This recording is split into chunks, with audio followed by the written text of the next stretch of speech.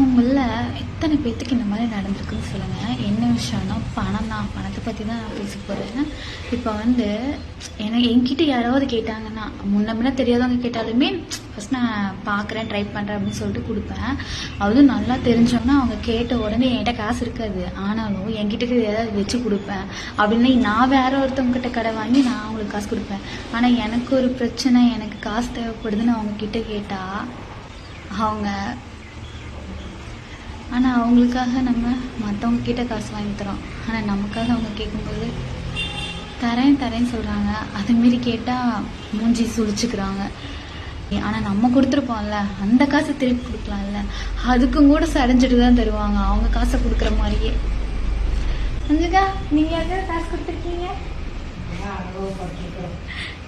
கேட்டது கொடுத்துட்டாங்களா? ஏன் தர மாட்டாங்க நம்ம கொடுத்த காசை? ஆனா நம்ம அவங்க கேட்கும்போது டக்குன்னு ரெடி பண்ணி தரோம் இல்ல,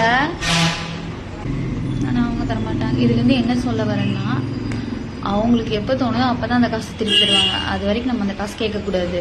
ஆனா நம்ம அப்படி இல்லை, மானங்கிட்டு போய் கிடக்குறோம். காசு கொடுத்தாருன்னு எதுவுமே கிடையாது. அவங்க காசு கேட்டுட்டாங்களே அப்படிங்கிறதுக்காக பிச்சை எடுத்தாவது கொண்டு திருப்பி கொடுத்துட்றோம். இனிமேலாவது திருந்து பாருங்க, யாராவது காசு கேட்டா அவங்கள மாதிரியே இருக்கு பழகிக்கோங்க. ஆனா முடிய மாட்டேங்குதே, நமக்கு பழக்கம் வர மாட்டேங்குது, என்ன பண்றது?